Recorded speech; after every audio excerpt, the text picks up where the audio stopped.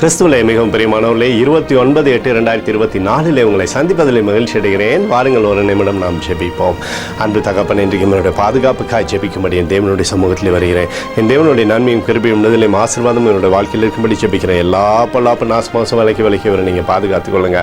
என் தேவனுடைய கரம் இவரோடு இந்த அற்புதம் செய்வதாக முடியும் நிறைவானது இவருடைய வாழ்க்கையிலிருந்து செயல்படும்படியாக நீர் செய்தருளும்படியாக ஜெபிக்கிறேன்ப்பா. இயேசு கிறிஸ்து சிந்தின பரிசுத்த ரத்தத்தை இவர் மீதும் ஒரு குடும்பத்தின் மீதும் செய்கிற சகல காரியத்தின் மீதும் பூசுகிறேன். இந்த நாள் முழுவதும் மகிமையின் ஆசீர்வாதம் இவரோடு இருப்பதாக உடைய நிறைவானது இவருடைய வாழ்க்கையிலிருந்து செயல்படும்படி நீர் செய்தருளும்படி ஜெபிக்கிறேன்.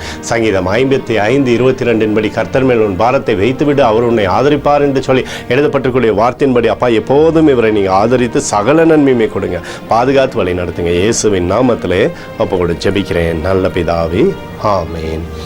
பிரியமான ஜப பங்காளரே, ஒரு நிமிடம் நம்ம இந்த இந்திய தேசத்திற்காகவும் ஜெபிப்போம்.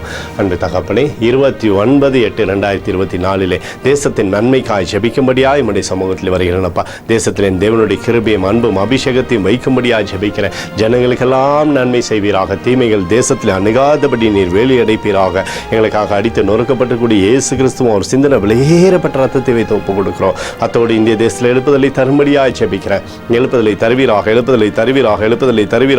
எழுப்புதலை எங்கள் கண்கள் பார்க்கும்படி நீர் ஆசீர்வதிக்கும்படி ஜெபிக்கிறேன். நேற்றும் இன்றும் என்று மாறாதவராகி இயேசுவின் நாமத்திலே ஒப்புக்கொடு ஜெபிக்கிறேன் நல்ல பிதாவே, ஆமேன். பிரியமான ஜெப பங்காளரே, ஆண்டவர் நம்மளுடைய ஜெபத்தை கேட்டிருக்கிறார். இந்த நாள் முழுவதும் கர்த்தராகிய இயேசு கிறிஸ்துக்குள் நீங்கள் வளரும்படி உங்களை வாழ்த்தி ஆசீர்வதிக்கிறேன், ஆமேன்.